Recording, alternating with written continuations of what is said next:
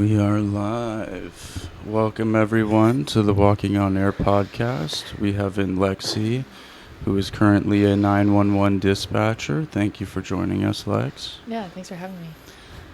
It's good to have you. Thank you. Did you always know that you wanted to work for 911? Or was it something you always knew you wanted to do as a child? I don't think so. I had a lot of ideas of what I wanted to do when I was younger. I wanted to be a psychologist. I wanted to be a detective, so maybe, I guess that was along the lines. Mm-hmm. I wanted to own a That's gym. right. Along the way, I was going to school for a long period to be a psychologist or a therapist. Mm-hmm. And I just kept getting pushed back. Not pushed back. I wasn't finishing. And then because I wasn't like into it. And then School. Yeah, and then I would start doing something else, and I'm like, oh, let me go back to school, let me finish that. It was never, but I never really felt like that was my heart's desire. Like I never, it's like I can't psychology? wait. Yeah, it was just The always. therapist. That's exactly how I was too. Yeah, it was always just like, oh yeah, one day I'll do that. Yeah, one day I'll do that. And Yeah. then finally I was like, why am I even doing that? I don't even want to do that. And I got some jobs in between. I got married. My wife and I. Mm-hmm. Congratulations. Thanks. My wife and I have a bounce house company. So that's what we were doing for... Get your bounce house. Get your bounce house. Find your kids. Just kidding. What's the @ for that, for the bounce house on social media? It's called The Bounce Theory Delivers. The Bounce Theory Yeah. Delivers. And Samantha, my wife, she runs it. She's so incredibly creative. It's like if you bring something to her, I was always just the person that would help her.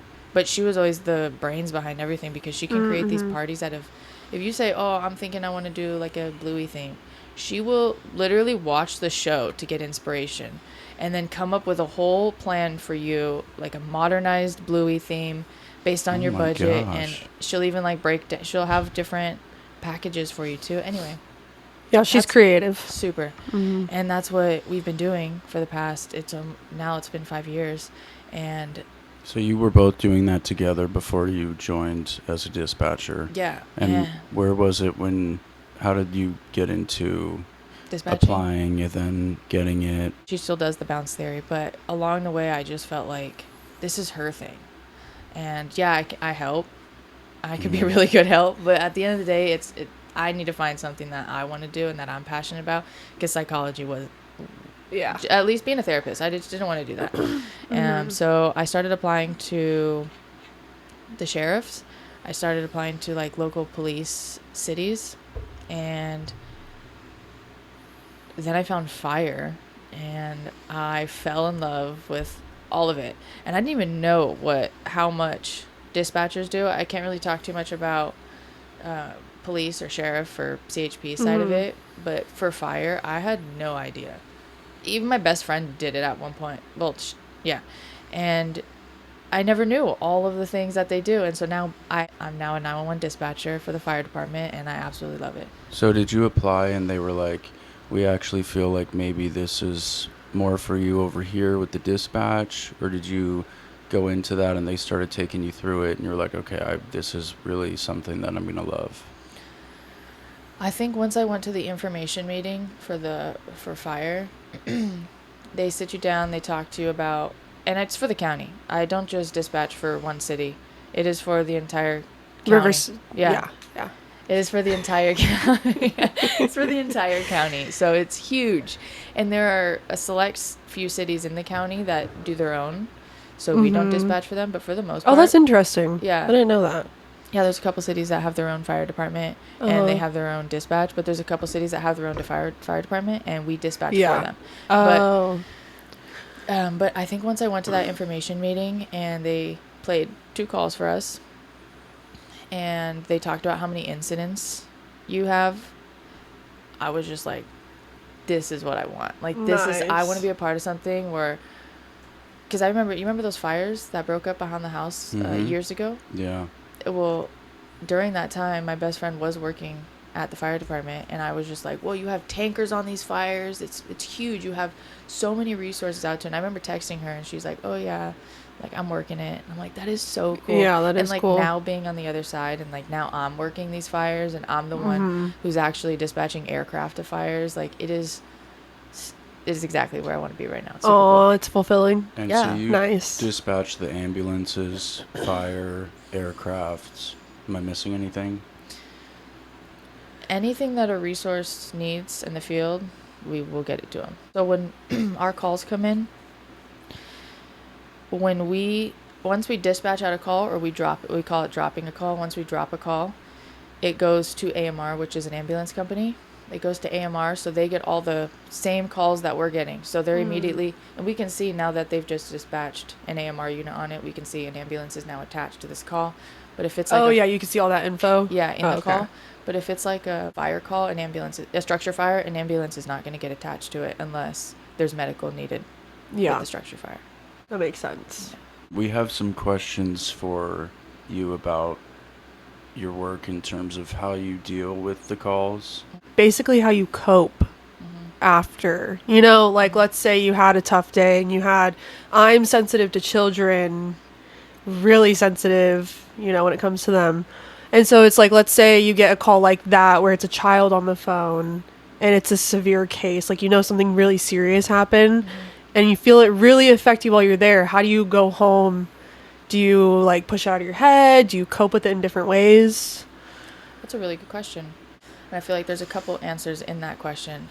I have had some hard days where it's just, and sometimes it's not even like I'm getting really bad calls. It's just the people, like, Yeah. and the general public doesn't know what we're going through. And like, yeah, we're asking questions, but I'm sorry I have to ask all these questions. The questions that I'm asking determines like the level of care that you need. Yeah, So they're not, important. Yeah, so I'm not just asking it because I'm curious.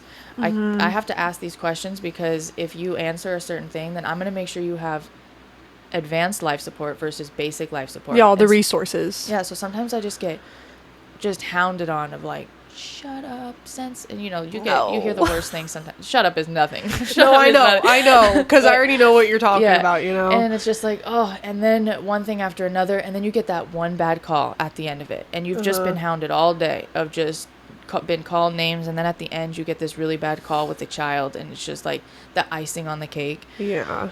And how I deal with it is everyone around me knows what I'm going through, and I know what they're all going through. So I think it's really cool to have these people that you could rely on. Like, yeah, I can go home and I could talk to my wife about it, and she's very supportive and like, what can I do to help you? But at the end of the day, she was not sitting on that call. She doesn't know what it's like to hear someone take their last breath, and which I never expect her to. But when it comes to my coworkers, they're very much, they know what call, because we're all on the floor together. So they can hear what kind of questions you're asking, and they know. And so immediately when you get off, they're like, do you need a second? Get off the phone. I'll take your frequencies. I'll take what you need. And is Take this the supervisor or is there one supervisor only overseeing the call, or is there multiple? Or? We have seniors. So it goes call takers, which are taking the 911 calls. Then you have radio qualified, which are taking 911s and doing radio traffic. And then you have seniors, which are overseeing the floor. So anytime you need anything, you just go to your senior. And then your supervisors kind of are like when there's big incidents, or they come in and they just give you guys updates of maybe what's been happening and how they want to see change happen. But if the seniors ever need anything, they go to the supervisor. So there's like the chain of command. Oh, okay. But we're all in the same area. So if I did need a supervisor, I could. But I go to my senior first. Oh, so do you have to wave them over, or do they automatically take over on the call if they? They'll never take over on your call. Okay. It's your call. Even when you're on a big fire, but you'll have a lot of help behind you. Yeah, like they'll walk you through it, right? Or if you need, or just help you out. Yeah, I don't want to say like, walk you through it, I guess, but. Well, because you know what you're doing, obviously. But there's certain things that you get. I've never had this before. Yeah, you have questions. So we have a mute switch on and I'll mute them. I'll lift my mic up and be like, I need help. Yeah. But they're always in the room. And if you don't need help, there's someone more senior, maybe not a senior, but someone who's been there longer next to you that can be like, what do you need? I got you. And which is really nice. Because you're all learning from each other. Yeah. But when you have big fires or something, your captains, because we have captains in our office. That's why we're a command center, not a dispatch center, which is actually super cool. Because we can make decisions right then and there. We don't have to call anybody. But, nice. Yeah. So our captains will be standing behind us if there's big fires, because they know the fire side of it. And we know the dispatch side of it. So they'll be like, oh, I know that area. It needs certain resources. So that we're always helping each other out. Yeah. You never feel alone. Yeah. No, that's good. You need that in that Totally. environment. What are the typical calls that you get in terms of that you feel like 90% comfortable taking? I know there was one, like, if someone speaks a different language, that's pretty difficult. Someone calls in a foreign language and trying to talk to you, then you have to get a translator on, right? Yeah, you're right. If they call in a different language, sometimes it's hard to figure out what language it is, because Yeah, how do you figure that out? so when we get a call over, it's from police. It's from law enforcement. So anytime you call 911, you're going to get them first. So when we get it, sometimes they already know. And they'll be like, hey, I have a Chinese speaker on the line. Then I'll try and speak in English. And if they don't come back to me in English, I'll say one moment. I mean, I can only do so much, but I'll immediately try and get a translator on the line. Depending on the language, it could just take a long time to get a translator. But anything you need as far as translator-wise, I could find it. It just might take a little bit longer. Yeah. Translator on, they just translate for me on the phone. What are the typical calls that you get every day? Is it like somebody, DEFCON 5, someone's dying? Like most Help me. calls. Yeah. Since it is the county, unfortunately, that's always happening. But most of our calls are falls from elderly or even falling off ladders. We get a lot of sick people. My stomach hurts. My back hurts. A lot of 911s are very like how we're talking right now. Most 911s are, which is actually surprising because I thought it was always adrenaline rush after adrenaline rush. That's good though. Oh, it is. Yeah. But you do get the ones you never want of children. And then I actually had once a child translating for me for their parents. And it was so cute. It was probably like a 6-year-old. What a savage. A 6-year-old. It happens a lot here. Yeah, it was so cute. And I was like, her sister was having an allergic reaction. Her baby sister. And so the parents don't speak English. And she's the only one that speaks both. And so I'm trying to get her to translate to her parents and get her address. Oh, it was so cute. But it was also like, she was so good. She might have been a little older than 6, but she was so good. Because I don't get her age. I only get her sister's age. Yeah. And do you leave feeling pretty stressed out, or is it kind of a wave of emotions when you're working? Like, for example, you don't know what happens after the call. So does that typically affect you afterwards for the next call, or how do you deal with that? I think it's every call. You don't really know the end of it. So if you want to find out, I mean, for the most part, we can get as close to what happened as possible, because if they transported after we just did CPR, I know there was likely a heartbeat. So that's a good sign for me. If they did transport, if they were still on scene on 20, because they'll work a patient for 20 minutes on scene. If they've been on scene for 20 minutes and they haven't transported yet, I know that person likely Had passed, has passed. So I kind of know the signs of what the end of the call is. But if I wanted to, I could always ask my captain or my senior to find out, because the captain can always call. I could call the station too, but I can call the station and figure out what happened. But it is definitely a wave of emotions. Sometimes one time I start my shift at 0600, 6 o'clock in the morning. And before 8 o'clock, I had like 4 people traumatically pass away on the phone. And it was, everyone was like, okay. 4 in 2 hours? Yeah, it was, I had a hanging. I had a suicide besides the hanging. I had a CPR for her. She was just trying to, it was so sad. This one actually sticks with me. She was just trying to say bye to her husband. She was leaving for work. And she went to open the bathroom door, and he was laying on the other side of the door. And so she couldn't get the door open. Oh, man. And finally she got in, and he passed away. And so she was just trying to go say bye to her husband while she was leaving for work. And so to hear what she was saying on the other side of the phone of like, it can't be real. Yeah. Like, she's in shock. She was just, it's a regular day, and now her husband's passed on the other side of the door. Mm-hmm. And so that one actually, which you'd think the more traumatic ones would, but it's just the regular life stuff. Yeah. Mm-hmm. That could happen. Yeah, I feel like those calls, oh god, that's so hard. That makes me emotional. Because you're the first person hearing how they're reacting. Like, you know how we could watch a TV show and it's I forget what this one show's called, but they work in a hospital, and you see the family member talking to the doctor, and the doctor is the first person telling them, "Oh, so and so passed away." Like, I feel like that's a big thing. It's pit. just emotionally draining, kind of. You Oh, know, you totally. being the first one to hear it. You know, hearing their true reaction of how they're feeling in that moment. Yeah. It's just so it's very deep. Are Yeah, you it talking is. about the pit? Oh yeah, the pit. Yeah.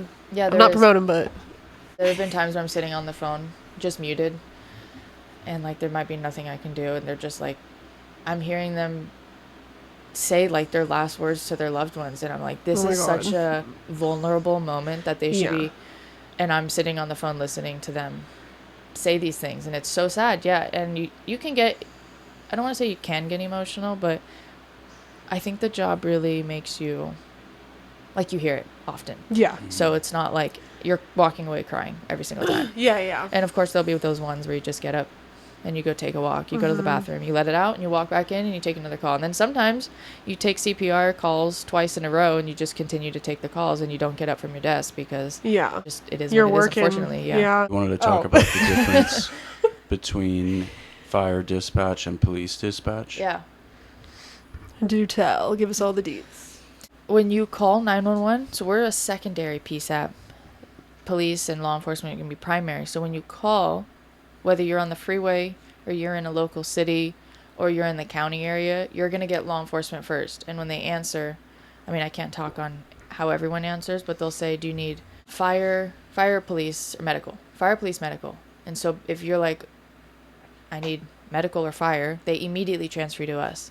But they stay on the line. So when I answer fire department, what's the address of the emergency? They're on the phone listening. And if they're like, oh yeah, so-and-so just got shot, or it's criminal and medical, then we're going to work together on the phone with this person. I'm going to take over because it's the medical side of it. Does this person need bleeding instructions or even CPR or anything like that? Or are they fine? It was just a light thing. And then police will take over at the end to try and get who's this person that stabbed them. But we're both on the phone at the same time. If you're on the freeway and it's a traffic collision, you'll likely get CHP, and then they'll immediately transfer you over. So sometimes they get on the phone with me and they're like, I just told you what happened. I'm like, that was a different dispatcher. Repeat the location one more time. And yeah, I know it's kind of frustrating. You just told someone where you were, but now you have to tell me where you were too. So is that because of their certain distances of you can release closer resources basically for the switching dispatchers? No, we do EMD and EFD, which is emergency medical dispatch and emergency fire dispatch. So police doesn't do those, just like we don't do anything that the police does. Yeah. So like I'm not going to sit there and start asking all these certain questions that the police might need, because that's not my job. But my job is medical and my job is fire. So if it's anything like that, they transfer it to us, and then we handle all things medical, all things fire calls. But we work together every single day for lots of calls. Even fire calls, there's people that light fires on purpose. So we have our own too, fire prevention, but then we also work with the sheriff's department. That's cool. But if your local city has their own police, then you'll get the local city police. If you're in county areas, you're going to get sheriff, but you don't even know sometimes that you were transferred. It's very seamless. Because I'll be talking to people on the phone, and sometimes I have to stay on the line if it's like certain criteria, and they'll be like, I'm on with the police dispatcher, and I'm not going to correct them. I'll just smile. But no, you're online with the fire department actually, which is cool. Have you No, ever actually, seen, now you're with me. Yeah, you're in my hands now. No, just kidding. Sorry, babe. have you ever seen anyone leave a call just completely screaming or crying or like F Yes. you Like your coworker? or just like Coworkers? storm out of the room? Yeah, but I've never heard them like cussing when they leave. But I've seen Just overwhelmed. one girl that I could think of. Yeah, she was training. Oh. Yeah, She was a trainee. Yeah, she was a trainee, and Man. and she. Are those real calls that the trainees take, or are Yeah. they pre? Well, you go through as a call taker. You start as a call taker, but you go through 10 weeks of in the classroom training. Yeah, like the mock calls, right? Yeah, kind You of. do those in training? Yeah, Oh, you do okay. those in training, but you have 10 weeks of learning, and it's crazy the amount of stuff you learn. Oh, yeah. Like, you have to know rules and axioms for certain. Like, if you tell me, oh, I just need a lift assist. Do you know what lift assist is? Mm-hmm. It's like just picking someone up and helping them get from one place to another. Oh, so if you okay. call me and say, oh, I need a lift assist, my grandma fell. Well, you now mentioned fall, so I can't go lift assist. I have to go fall, and I have to go down certain protocols. Yeah. So, like, learning how to hear what you're telling me and process it appropriately.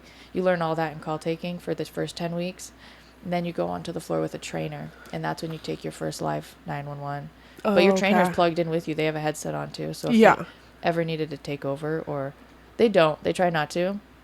It's your call. Yeah. But they're right there behind you, like, ask this, say this. You do that for the first portion, and then you get signed off as a call taker. So you're taking 911s all day and for 12 hours a day. Well, 11, you have an hour lunch. And then you go to radio school, which is 6 weeks.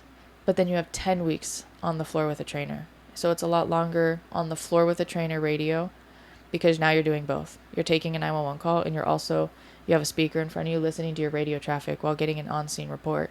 And it's just, radio is wild. But radio is so cool. Yeah, it's more work. Yeah, it is so cool. You know, more intricate. You have a very active lifestyle, half marathons, and She fit. meditating, and very in touch with your health. When did that start for you? COVID. Like halfway through COVID, maybe towards the end of COVID, but I always did sports growing up. Little brother was always at the games. And So during COVID, you started this. Would you consider it extreme? What you do? No, I don't have a six pack. I'm not extreme. I'm very healthy though, and I pay attention to what I put in my body. I like to move my body a lot, and I think that's also what helps me at work. Is I'm very conscious of my mental state, and if I need to take a moment or I need to go to the gym after work, I know how to let out my energy or my feelings. But is that common in your work? Are people very into exercising? Are they into taking care of themselves? Or is it big Per with se. Shrines? Or what's the most common? what do you Like with people. a shrine? I've never. Exercise. Oh, today's gonna be a good day. You know, Be a good day. Yeah, please no fires. What's a with shrine? common society. Tell me what. Like a therapist, but I guess a different type of therapist specifically for either your overall, what your beliefs and meditating and kind of like a mix of all of them and Well, therapy. we have peer support at work, so I guess that's a form. Like, is it typical for a lot of people in there like to exercise as a form of release, or the I don't think therapy so. stuff, or you don't know? We're all just people saying, like, we're just all people doing a job, and we all get it out in different ways. Some people Okay. like to go tanning. Mm-hmm. There you go. That's like their form of relaxation. Yeah, and getting it out. I love tanning too. And some people like to go to the gym. At work, if I'm just chilling, I'll start just doing push-ups and. No, it's you just like don't. yeah, I know, it's so stupid. Maybe it is extreme. Oh, that's great. But it's just like a I quick love that. little get it out of my head and move on to the next thing. Or I don't know.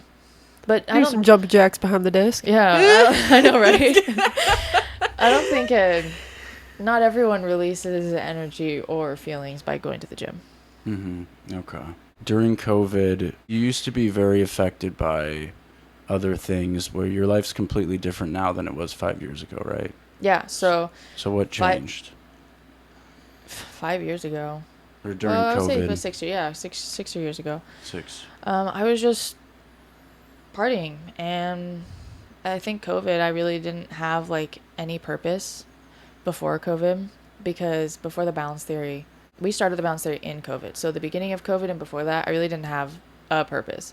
I was going to school for psychology, but at the end of the day, like I said, I wasn't like, that's my dream, and I felt it inside. So I didn't really have anything, I don't want to say not going for me, but like I didn't feel anything. I had nothing driving behind me. Mm-hmm. So, or no drive behind me. And Mm-hmm. so yeah, I was partying, I was out late, I was doing whatever I wanted. Well, you were in your early 20s too, right? Yeah. Yeah. Yeah. I know. And I needed it. I really did. Yeah. I needed that life in order to have this life. Yeah, that happens. I mean, that happens to so many people completely throughout our agree. Yin and 20s. yang. You have to have the good with the bad. You gotta Mhm. find yourself in this time. Totally. So. COVID really pushed me. Finding the balance theory with my wife, or doing that was really cool.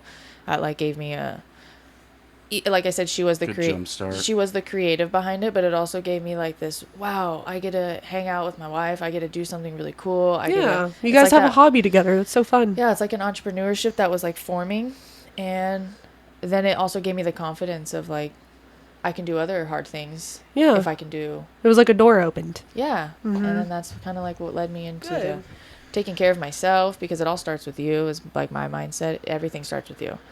Yeah. How I react to other people, it all starts with me. You know, and so obviously I'm not perfect. No one is, but everything starts with me. And if I can at least control that, then I can potentially control how like I talk to other people or how I treat other people, and that's a trickle effect. And so then in that confidence building led me to other doors opening and led me into the dispatching.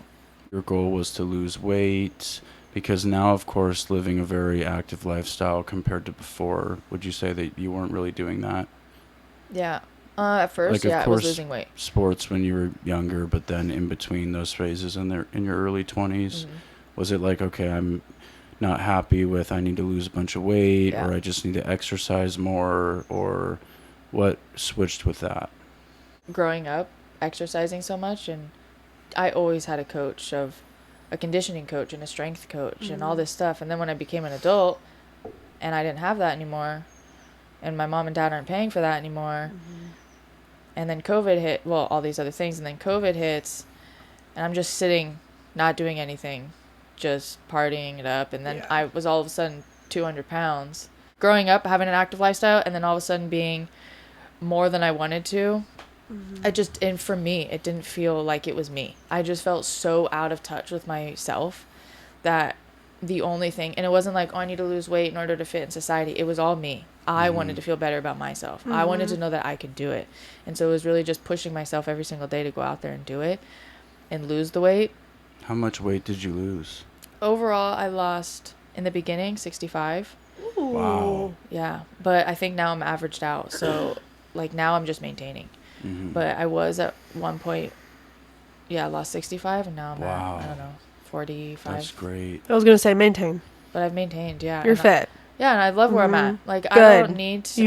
You should. Yeah, I don't feel like I need to lose whatever extra. I don't feel like I just love having a healthy lifestyle. Yeah, I feel that's like a good place to be. It's the balance. I can go out and do what I want to, but I can also, I know that the next day I'm going to be at the gym, or I'm going to be working out, or some sort of eating healthy or whatever, but it's that balance. You go to the gym and you run, is it half marathons? I've only done one half marathon. I do have another half marathon in November. Super cool, Nice. actually. Okay. It's a night run in Joshua Tree. Wow. Yeah, oh my god! You have to have a headlamp to run it. That's really cool. I need a headlamp. My light went out. Replacing the batteries. You got your little fanny pack. Oh, need a new battery. Yeah. That's I'll just cute. take these. Just kidding. Yeah, it starts at 6. At that time, I don't know when the sun's gonna be going down, but I'm super. That's so fun. I got invited to it by my sister-in-law, actually, because she's like, I don't know anyone else that would do these crazy things with me, and I was like, yeah, sign me up. I'm gonna sign up right now. So I have a half marathon then, but my goal this year is to do one race every single month, whether it's a 5K, a 10K, a half marathon, whatever it is, to do one race every single month. It's a great goal. Yeah, I've done one every single month. This month I have it the 31st. Nice. I'm only doing a 5K on the 31st because my best friend's baby shower, Capri's baby shower, is that day, so I don't want to be late. But I still need to fit my race in. I still need to get my goal in, so. Still got to get my workout in. I have like 5 of those headlamp things too. If you Oh, need cool. one. Yeah. Oh, yeah. I do. So I'll give you one of those. Thanks, dude. Do you believe in any meditation or therapy? Exercising is a big one. Are there any others? Yeah. I think just sitting with your own feelings is super huge, which is really, it sounds maybe stupid, but it's also, for me, it's been so effective, and it's not some like kumbaya sitting with your feelings. Just like, literally just sitting in a room or in a closet. I choose the closet because it's dark and it's quiet, and I know no one's going to open that door. And I like to sit in a closet, and sometimes it's with a notebook and sometimes it's not, and I'll just start talking to myself almost, of like, Okay. almost like your younger self. Like, hey, why are Yeah. you feeling this now, or what's going on? And it almost like it heals you. Like, you Yeah. answer your own questions, and you realize, well, why are you feeling this way? Is it because this, or did that affect you because of this? I don't always do that. It's sometimes, and it's sometimes when I feel like I really just need a release of like my feelings. Mm-hmm. I'll do that, and sometimes I just sit there and quiet. Sometimes it's in the shower and I'm just quiet, and it's just, Yeah. oh, I had a hard day. Let's think about it. Why did Mhm. we have a hard day? Is it because you had to hear some hard things, and how did that affect you? But sometimes it's the gym. It's so many different things. It depends on Interesting. it depends on my mood. So kind of summarizing what happened throughout the day and taking that in and then releasing it. Yeah, or sometimes I don't in the day, and I'll just go a couple weeks, and then that's when I'm like, why am I feeling these things, and why am I being snappy all of a sudden? Maybe I need to, if nothing's going on and I'm just a little bit more snappy, we're human, but why am I feeling these It could things? be something that's resurfacing, is what you're Yeah, saying? like emotions that I never dealt with, and then Yeah. all of a sudden, because it comes out, it will come Yeah. out. Oh, it will. Yeah, and we deal with a lot of emotions every day, and so sometimes when I'm like just snappy for no reason, I'm like, okay, well, take a second back, Yeah. or take a step back. Mhm. Samantha is my partner; she's my best friend. I don't want to be this way towards her, and something's Yeah. obviously happening inside that I need to address. But Wow, that is and great. sometimes I'm just on my period. I was about to say. Sometimes it's that time, but Sometimes it's just that time. and I can't just address that, but. Mhm. I don't know. I deal with it all different ways. It's never the same cookie cutter. This happens, and this is what I'll do to fix it. It's just Mhm. now I feel like writing in a Interesting. journal. Now I feel like going on a run and sweating it out. Now I feel like watching a movie. Yeah, and I feel like that's how it should be, because you don't, I'm not saying you, but me, I don't want to work out every day. I love working out. Don't get me wrong. It's some good shit. But it's like, do I want to go get dressed for the gym and then drive to the gym? And then there's other things you could do. And I think that's really good that you have found those other, substitutes. Totally. It took me a minute because I used to be very extreme. It was the gym every morning, and then I realized Yeah. that dude, life is cool. Life's good, dude. Chill, man, just chill. Have the ice Go cream. sit in the sun, Well, it's not that serious. Go, Like, go. Sometimes I go sit at the park with Winnie and just sit in the grass. Oh, I And love me and him that. just watch the Yeah. birds. Oh, I love that. If you ever see her talking That's to so trees, cute. like, leave her alone. Leave me have seen alone. that. I'm connecting with nature.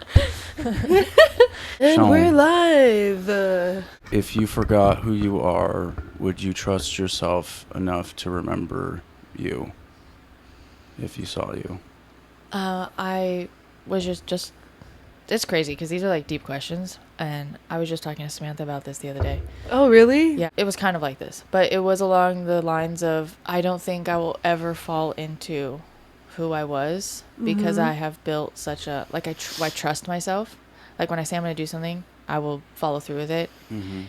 And I trust myself enough to know that even if I were to, I don't know. And when I say like get back or fall back into who I was, just like partying or not focused on like staying healthy. Mm-hmm. The I would- distractions of life. Yeah, and it's so easy to, especially when your friends are going out and there's always something to celebrate. Yeah, I do 100% think I would recognize that I've fallen off and need to get back on. I feel like that's a big thing for a lot of people, just holding yourself accountable. And you say that you're going to do something, of course, because that's, I mean, probably 90% of people's problems, procrastination, and I'll do it later, I'll do it tomorrow. Not enough confidence to do it. It keeps getting pushed off, everything behind that, that would solve a lot of people's problems, I think. Yeah, you're very Just that driven. alone. Thanks. Mm-hmm. I think when I think about solving people's problems, sometimes I wish I could make decisions, but anyway, for other people. But yeah, trusting yourself or having confidence in yourself, I think is so, like, it changes everything. Like, being able to just be who you are without constantly worrying what someone thinks about you. Like, Blake, you are super good at that too. Like, you don't care what anyone thinks. And it's like, Yeah. dude, life is good. Yeah. Don't stress. And I also think that you've taught me that, which is, Oh, yeah, he's taught me that. yeah. And Definitely. I was thinking about it with reflecting on things. I thought you were going to like with the calls of not knowing, it's just not really in your hands, but you have those things, of course, that you can figure out to find out. You know, that's really cool. Do you feel like your wife is a lot like you, or are you guys opposites? No, we're totally opposite. Does that work well for you guys together? Yeah. She's her own person. I'm my own person. We're totally opposite. And I think that's so cool because I get a whole different mindset. Like I told her yesterday, I learned something about you. Or like the way her mind works is so different than mine. Really? And yeah. And I think if we were both the same or like the same type of, like we'd be such You'd be a like this. strict household. Yeah. That she gives me that it's okay. It's okay to have this, or like it's okay to like it. And I'm like, oh yeah, you're right. Sometimes, you know, you got to have that person that kind of brings you back to. Is she more laid back? Yeah, totally. Yeah. She's fun. She's chill. laid back. She's chill. I'm the No, one yeah, I that's love up. her. Yeah, I'm the Yeah. one that's uptight. Things have to be a certain way. Like this yeah. and like this. Yeah, and so having her kind of reel me back into like, Yeah, balance you. yeah, Yeah, I need that's that. good. I wanted to know how you guys met. I don't think Samantha I know. and I? Yeah, I don't think I know Aw. anything about that. Oh my gosh. Samantha and I met at work. I worked for a catering company Oh, okay. in Orange County. She owned a venue. Oh, okay. She was part owner for a venue in Orange County. And so the Oh, catering sick. company I worked for was the exclusive caterer for her venue. Uh-huh. And so she saw one of my videos on my Instagram once because she followed me because we Uh-huh. worked together, and we never really talked though. She Oh, invited that's funny. She invited me once to That stay is. for an after party, and I was like, no. I had a girlfriend at the time. Nah, girl, I'm good. Yeah, I was like, I gotta go home. And she was like, whatever, you're a loser. And so she totally pinned me as a loser. Uh-huh. And before I knew that she owned the venue, I was like, why does this girl keep coming back here acting like she owns the place? And I'm like, I That's don't get it. hilarious. Like, go back out there. I thought I didn't know who she was. Yeah. And so then someone was like, dude, she runs this place. I was like, oh. Oh, shit. Yeah, I was over here like, dude, get out. This isn't your spot. And it is her the whole thing is her spot. And Oh it my is gosh, hers. that's Yeah, right. so she pinned me as Aw. a loser because I didn't want to hang out, and I pinned her as like this annoyance that would just keep coming back. But really, Uh-huh. she owned the place, and so we followed each other. And she saw one of my videos, and she thought it was funny, so she invited me to her 31st birthday No. because she's 6 years older than I am. Oh, And I was okay. like, all right, whatever. Yeah, I'll go to your birthday. And so that day, I went to her birthday. And I ended up hanging out with her cousins the next day. In the morning, we went to breakfast because I stayed the night out there at the venue. What? That is Yeah. so crazy. Yeah, That's I so went to cute. breakfast with her cousins. And then her cousins called her and was like, dude, we're hanging out with your coworker. No She's like, the way. loser? You're hanging out The with one who didn't want to hang out with me? Yeah, and so she Oh, actually came man. out that day, and That's cute. we hung out the whole day. And we went back to her cousin's house later, and her and I just there's like I don't want to say a party, but there was like everyone was hanging out in the living room, and her and I were in the bathroom on the floor playing cards. And I Oh, was like, that's so I was telling her, I was like, dude, why are we not best friends? And she's like, I don't know, because we always didn't really like each other. I'm like, but we're having so much fun. Yeah. Wow. And then ever since then, we were just texting, and yeah. And That's a then cute came love love. story. Yeah, and then did you ever hear that she picked me up from the airport with a helicopter? What? I do remember Do you that. remember that? vividly. Yeah, No. dude, we were like, I don't know, very fresh into dating. And Uh-huh. she had the venue in Orange County, and it was a hangar. I won't go too much into it. And they had helicopters Uh-huh. and pilots and everything. So when you would have a wedding there or an event, during your event, you would go out onto the tarmac and actually do a helicopter ride. So one day we were supposed to hang out, and she was like, the Uh-huh. traffic is super... Oh yeah. Traffic's super Okay. bad right now. And I was like, all right, that's cool. Like, I can come out to you, Uh-huh. or we can do it another time. And she said, have you ever been on a helicopter? And I said, shut up. That is so fucking sick. I know. And I said, shut up. And I said, no, I've never been in a helicopter. She's like, all right, I'll text you in like an hour. I'm going to talk to the pilot. So I was like, okay. Uh-huh. So then she texted me, and she said an Uber's going to be there in 15 minutes. Uh-huh. And they'll take you to the airport. I was like, all right, like, whatever. So she texted me. She's like, they're there. So I go outside. An Uber's waiting for me outside. Uh-huh. I get in the Uber. They Uh-huh. take me to the airport. We have lunch at the airport with the pilot, and then we just get into the helicopter and we fly out to Orange County. That's so sick. She said, I'm going to That's show so up and I'm going to cool. show out, girl. And so she she's said, all I'm going to I pick you know. up. And I said, Oh. stop. Who, me? For me? Yeah. Oh, that's so cute. cute. It was so cool, and I was like, I dude, this love is rad. that. Were you guys dating at this point, or just Yeah. still friends? No, we were or- dating at this point. Oh, okay. Yeah. Okay. But it was very fresh. Like, well, we're women too. We move very quick. And have you ever heard the U-Haul joke? Mm-mm. Anyway, we totally U-Hauled it. Yeah, I get it. Yeah. The second we met, I was like, you're my best friend. She's like, you're my best Aw. friend. And then it was just instant. I just want to hang out with you all the time. Like, Yeah, that's your vibe cute. and like our energies are just we work so well together. Yeah. And then she picked me up in the helicopter. I'm like, dude, no one's ever, and obviously she had them, but like, I don't know. It was just so. Yeah.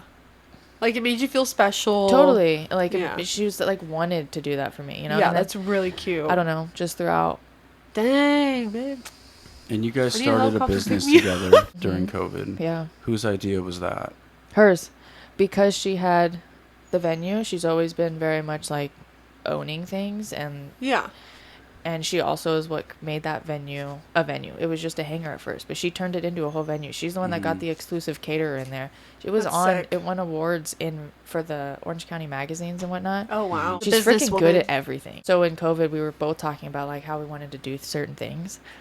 She came up with the idea for the bounce houses, and I was like, all right, whatever. Like, if you have an idea, I'll run with you. Like, whatever you want to do. So we got 3 bounce houses to start with, I think. She did the marketing for that, and that first month she made like $4,000 off of 3 bounce houses, and I was like, Nice. cool, sweet. Like, and then we ordered like 6 more after that, and now she does backdrops, designing, Yeah. like anything you could think of she can do, and if she can't do herself, she like hire somebody else to come in and Yeah. take That's over sick. that. But Mhm. yeah, I don't really remember. She knows how to run a business. Yeah. Was she always into women? Were you her first girlfriend? Was she your first girlfriend? Or your second, obviously, because you said you had another one when you guys met.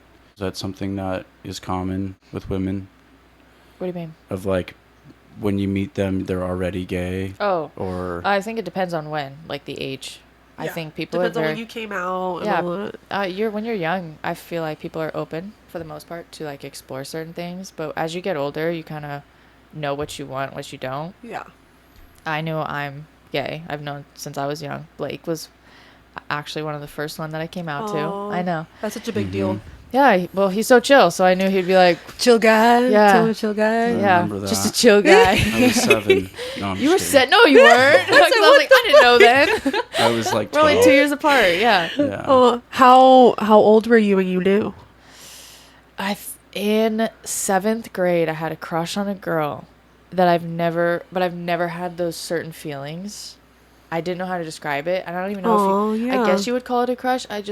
I liked her energy. Like, I just wanted to be next to her. It wasn't like Yeah. anything. Every time I saw her, I just got excited that she was there. Yeah, And- I think that's a typical childhood crush. Yeah. You know, I think you could call it that. yeah, and If you looking liked her back, I think it was a presence. crush. Yeah, Yeah. because I never really felt that It towards was your awakening. Yeah, I was like, Yeah. but I was like, I think this is wrong. Like, I don't know. Oh. Yeah, and so I didn't know I didn't understand it. Yeah. What Yeah. about Sam? Was she very young also? No, Samantha was actually dating someone on her birthday when we were hanging out. A guy? Yeah, Okay. but I don't want to necessarily say dating. I guess they were just seeing each other. But Yeah. she broke that off. Oh, my bad. She broke that off, and then we got together, and yeah. But Samantha was not. Again, I think she might have explored when she was younger, but Yeah. not might have. I do know her background, but it was very much, and that was over, and she always thought it was going to be with a guy, and then I think when just 2 people match up, and it doesn't Yeah. really matter. Like, if you meet someone that you're just like, wow, this is Yeah. my person, and just run with it. Mm-hmm. That's what we did. Do you guys have the same beliefs? Yeah. About just about everything, which is super cool. That's cool. So That's cool. really cool. And if we don't have the same, like, her and I are I'm so thankful. Like, Samantha and I work so well together, and if we don't have, or if we're not lining up with something, and it's not like we have to either. Like, we don't always have to be on the exact same Yeah. page. We can have other beliefs or Yeah, disagreements. whatever. differences. Yeah, That's what makes a relationship, in Yeah. my opinion. But like, these deep conversations, I love to have, and I love to have them with Yeah. her. Or like, I'll ask her a question, and I'm very much, I could probably answer it right then and there, and then think about it later, and maybe come back to it. But she's like, I have to think about it, and then I'll answer Ah. it later on. She can't just I give you like an answer. that. Yeah. So we have these She's really conversations. articulating. Yeah. And then Uh-huh. so I know when she comes to me with her answer, like she's actually thought about exactly. I'm not that She way. knows what she's Yeah. talking about. Like, Yeah. But for the most part, yeah, we line up on just about everything. And you guys both work a lot of hours too. You're both very Mm-hmm. busy. It's just different. Mine's more of a set schedule or overtime, whereas hers is like she could work a lot more hours than I do because it's creating something, and it's Yeah. like different hours. she could too. be at home doing it, or Yeah, but right? she can do it any time she wants for the most part, unless there's like last minute requests. Then she's up and I'm up now helping, Yeah. but she doesn't have set hours. She makes her own, does her own thing. That's nice. Yeah. There was a quote from Mark Twain that he said, "It's not the things in the Bible that I don't understand that disturb me. It's the things in the Bible that I do understand that disturb me." I know you being philosophical and having a deeper understanding for things. I think that it's good to be open with your understanding. I mean, that right there, that everything with the universe, if the tilt of the earth, the angle of the sun, it was like the world being made 1 in a trillion being perfectly right here, So Yeah. I think that raises a question for things. I just think if you're You know. open and you're constantly open to learning new things and not limiting, like, this is what they said, so this is what I'm going to believe. Like, ask your own questions and Be your own person. yeah, That's be what your I own say. person. Have your own thoughts. Do Yeah. your research. Yeah. Please. But like these conversations I wish I could have with like more people and have it be more of a like an open thing versus like Yeah. a judgment thing. Yeah. The because- judgment just shuts it down, Yeah, you 'cause know? Have you heard of the column proof of time? Column proof of time, no. So, thanks to Albert Einstein, time is a real thing that can be traversed with enough speed. And basically, in order for time to exist, something timeless must have created it outside of, speed, Oh, that's time, and interesting. sound. That was a lot. Like that. I don't know. Can you repeat it? So, you and Sam meditate at all? Samantha, not really. Samantha is her own. If it works out, it works out. If it doesn't, it doesn't. No, she doesn't meditate. How it was growing up with the Christian beliefs surrounding you and being gay. Like how that made you feel. It's a good question. It's still a current question, too. Yeah, it is. It's just Yeah. now as an adult, I could look It's back just- on yeah. like my little self. When you're little, you're influenced by everybody that you're surrounded with. You know what I mean? Growing up, it was just like, what's wrong with me? Is something wrong with me? Like, Yeah. why would I be gay? Because if it was a choice, well, it would have been so much easier to be straight. Yeah. So much easier. I grew up in a Choice. Christian household. I'm the only girl. Of course, my parents would love to see me, like, but anyway. Yeah, to answer your question, yeah, it was very challenging because I had to, like, figure out on myself, for myself, like, what does this Yeah. mean? What does this all mean?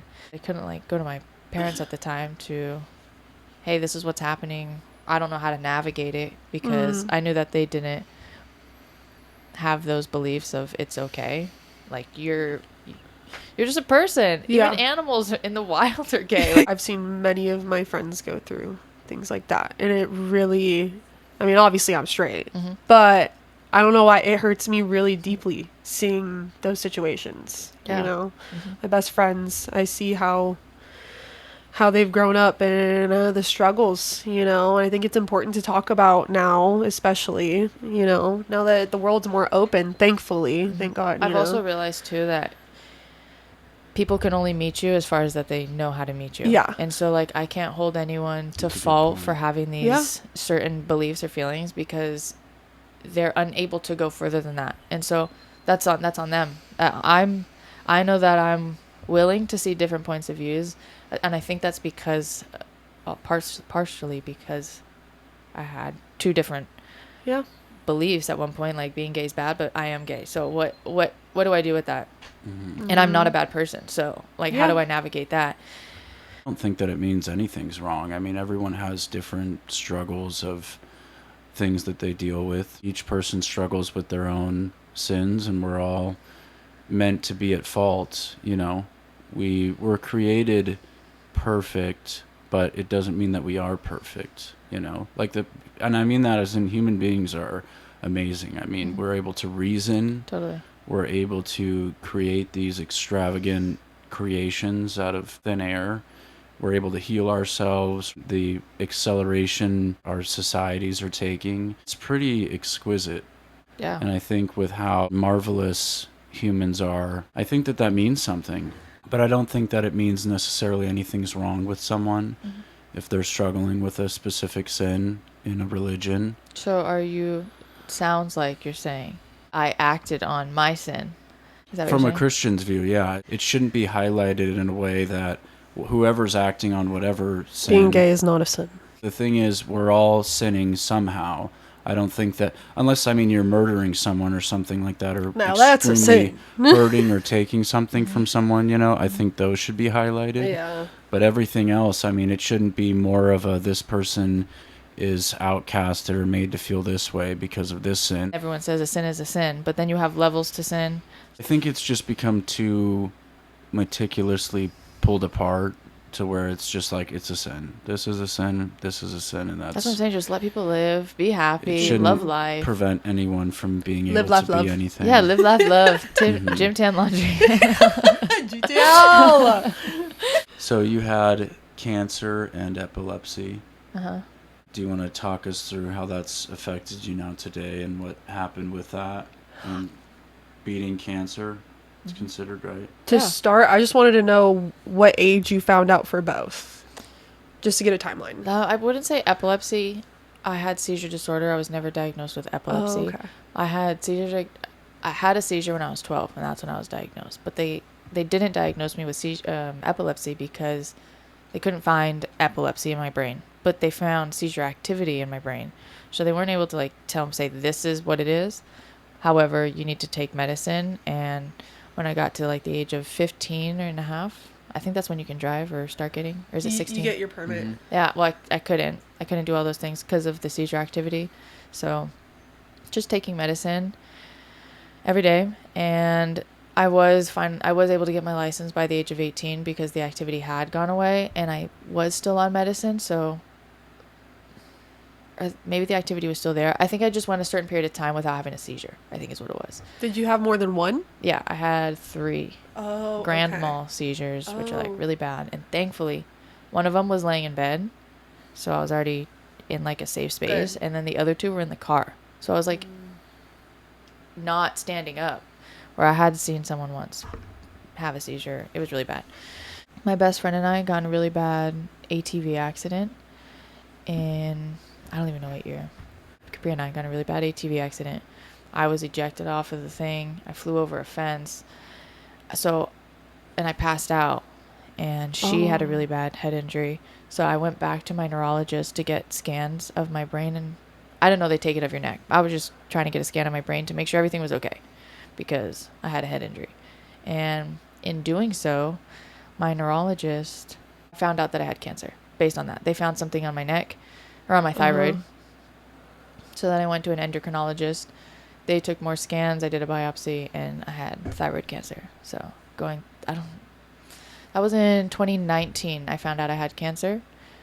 But the scan of my neck in the accident was, I think, a couple of years before that because it didn't come out until later that I had the thing on my neck. Oh, so you didn't find out after the The accident, the scans are Uh-huh. what came up, but that doctor actually stopped seeing me after my scan. So I never found out my results of my head and neck. Actually, he stopped seeing me. So I went back to a normal doctor to get a new, I forget what they're called. That's like Sue Scan? material, isn't it? Yeah, I don't know. But I was young and mom and dad, I don't know. So, it was 2019. Yeah, well, that was I was 20 something. Anyway. Still young. Yeah. When I went to my other doctor to get a referral to see a seizure doctor, I forget what they're called, she came out and was like, "Hey, honey, did you ever get your thyroid checked out?" And I was like, "I don't even know what a thyroid is at this point. What Yeah. Thyroid, where's that? Is that my leg?" I'm just kidding. Is it in my thigh? Yeah, I'm like, thyroid. She said, "Yeah, right here on your neck, sweetie. Did you get it checked?" She was so sweet. And I said, "No, I don't know anything about that." And she was like, "Your doctor put in the notes that he found something on your neck." And I was like, Wait, so this was years later, though, yeah. right? Yeah, he stopped seeing me. That's why. And I Dude. just stopped seeing it. I was like, well, obviously he didn't give me my results. Like, whatever, we didn't talk about it. So obviously everything's fine. Years went by and I was like, I should probably go see if I still have seizure disorder or like if I need to take medicine. So I went to a regular doctor to get a referral. And that's when she came out and was like, hey, did you ever get it checked out? I'm like, no. So she referred me. And that's when we found out that it was. So if it wasn't for her or me going back to the doctor, yeah, I probably wouldn't have ever known about it because it was at the point where it was just starting to spread.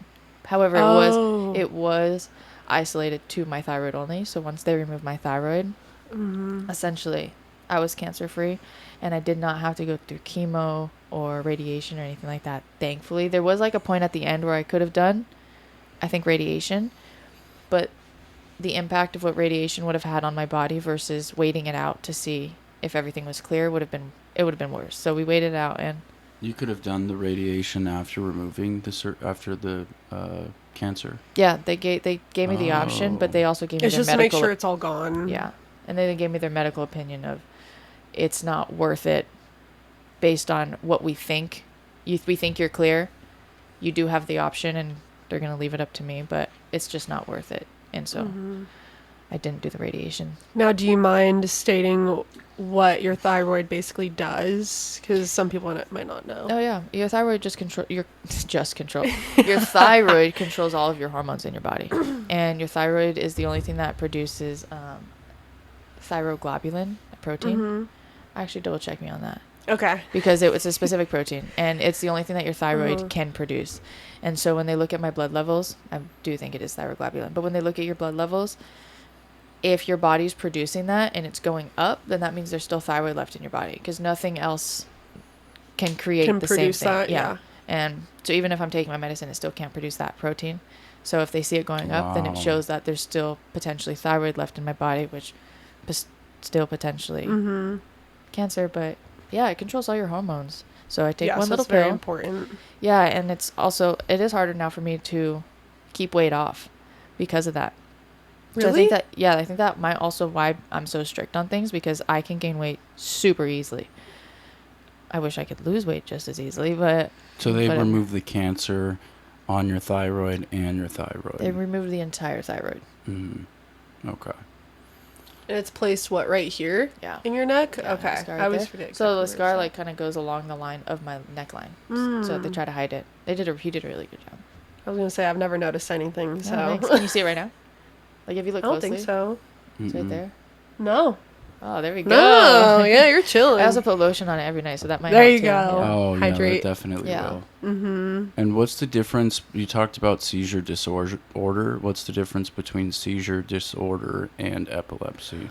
The epilepsy part, though. Epilepsy, I think, is like a diagnosed. I don't really know too much about epilepsy, but it's like, I don't think you can grow out of that. I think it is what it is, and you have epilepsy. Seizure disorder, I was able to grow out of, but I can't really talk too much on epilepsy. Were the seizures caused by the thyroid problems? When they found out I had cancer, that was like another maybe. Oh, but again, okay. they So have they no never- idea. okay. They have no idea. Oh. So you are now free of cancer and seizure disorder. Yeah. And how long has it been I since know. 2019? It was removed. The 2020 it cancer? was removed. 2019 we found out about the cancer, but it all happened. Yeah. You had a lot going on during COVID. Yeah. Oh my god. Yeah, right didn't at the even think beginning of of that part, COVID too. is right when I got it removed. Literally right when COVID hit is when I got it removed. So I'm just stuck. Now I have no thyroid. I'm just partying. No thyroid. Yeah, no thyroid.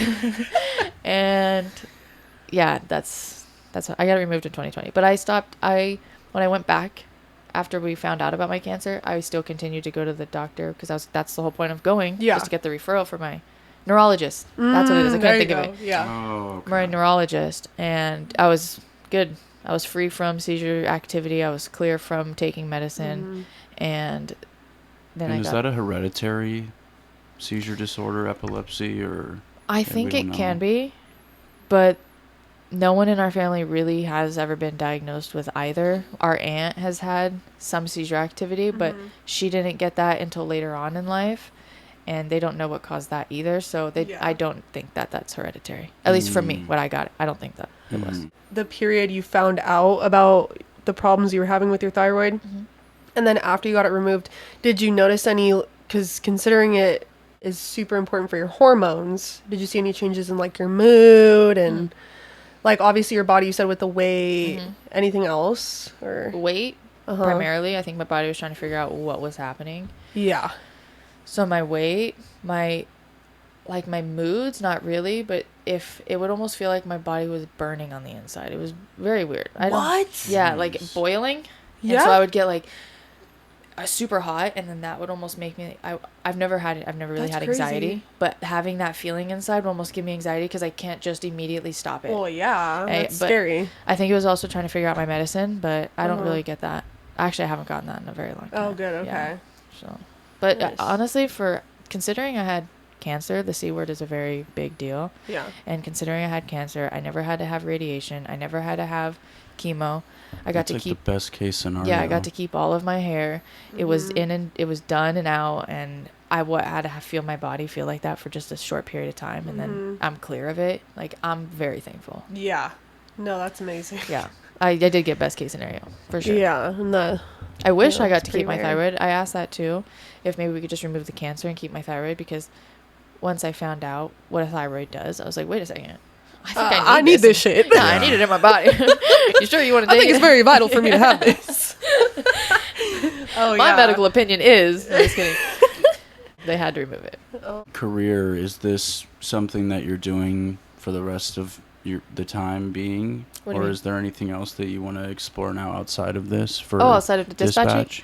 Oh, yes. I started 427. Right here. Yeah, 427 Mhm. supplements. I have been taking creatine for years. Probably since I started my weight loss journey, my gym journey. Creatine is like that one supplement that absolutely works. You talk to any person that goes to the gym, and I guarantee they all take the one same thing, which is creatine. Yeah. I know a lot of people that take creatine. Yeah. I take this creatine, actually. Yeah. It's great. It's really Thanks, good. And creatine is always marketed towards gym people because it's like active and it's healthy for you. However, it's also super good for your brain. And the same thing that it gives energy back to your muscles, it also gives energy back to your brain. Yeah. And so I wanted to create something that's not towards gym people. That's for people that are working long hours, that are in the office, that have hard jobs, that are out in the field lifting, or construction workers, police officers, anyone may have a healthy lifestyle. Creatine, everyone should be taking creatine. And I think that it's always been marketed towards gym rats. So people think that, well, if you don't go to the gym all the time, then I can't take this supplement. But you should. And especially working in an office with a ton of women women and men that are constantly using their brains and making critical decisions within seconds. Like, to have that extra help to give you the extra energy boost that you need throughout the day. And it's not like a pre-workout where you feel it. It's just, it's working in your brain, and it gives you that extra to go either a little bit longer or to push a little bit harder. I think it's very important. So I created Brain 427. food. Yeah. How long ago did you start that? I would say the end of last year, and I've only just recently brought it out to market. But I have fat burner, I have greens. However, the one that I push, the one I fully am like, this is what you have to take, is creatine. I even have my parents taking creatine. Good for long-term memory too. Short-term memory, it's good. Energy levels in your brain. Not enough people feed their brain. Yeah, and you don't really think about it either. And people also think it makes you bulk up. It does not. People try to get bulky, and they still aren't bulky. Yeah. Take your creatine, people. It's 2026. Yes, I love Abode. Yeah, so do I. Shout out to Abode. I know. Actually, Is know that the a coffee place? Yeah, that's right. It's off Palomar. I know the Oh, I have been the girl there, that does the yeah. empanadas. Her name's Tabby. She also helped open up the other shop, The who? What's it called? Abode. No, empanada? Yeah, an empanada. It's like a little a fried mouthful. pastry, and you could like put different things in it. Is it considered a pastry? I don't think so. No. Do you know yes. do you know what I'm talking about? Yeah, I though? know. Yeah, I don't- Mexican. Yeah, I don't know how to describe, but she. I know, but it's the- like a little stuffer. Yeah. Like, you got the bread, fold it over, you put the little fork Yeah. to close it. You stuff it with like chicken or like sweet shit, you know. Anyway, she's like Empanada. she's a chef, and she makes those, and then she'll help open up the God, the I other love bake empanadas. shop, Abode bake shop. So Oh, that's Wow. cute. check them out. We're going to have you guess what this little guy right up here is for $50. What? She's like, I'm not paying nobody. Well, I think Madeline, might have given it away, so I'm not going to say what she told me. But what I thought it was before she said that was I thought it was a bao bun. A what? good A bao guess. bun. I've never heard of that. Nope. Oh. What hints did she give you? Well, I don't know because the next person that comes on here, I don't want them to hear. Well, we'll bleep it out. Oh, okay. Oh. Well, no, that's okay then. No, say Milk, dairy. For that. A hint. Are you playing a game? Computer. To give you an idea. Microphone. Headset. Milk, dairy. Yeah. Oh, is it? Do you have another guess? Is it cheese? Uh-huh. Is it a? I know what cheese it is too. You cut it open. Is that what you? Yes, burrata. No. Oh. Are you serious? It's Oh, dude, I would never guess. Yeah, I was like, oh, it looks like burrata because burrata kind of is rounded at the top. yeah. More flat. Mm-hmm. I thought it was a Pop-Tart or something. When That is Madeline, so What? fun. Or I thought it was. No one will a, ever guess that. No. Yeah. I No, know, my it's mom You just- got should it up. for me. You should up the price. No one will ever guess that. $70. $1,500 if you guess $5.50. Yeah, isn't it so cute, $5.50. 1 million. Yeah, no, it's really funny though trying to have people guess it, like giving the little bobblehead things to the people that look like them. Yeah, What are they called? The the Funko Funko Pops. Funko Pops. Yeah, well, once 427 becomes a multi-million-dollar company, bring me back on here because I want a Funko Pop. Okay. I know, Deal. we gotta start doing that. And you could do a little Funko Pop holding creatine.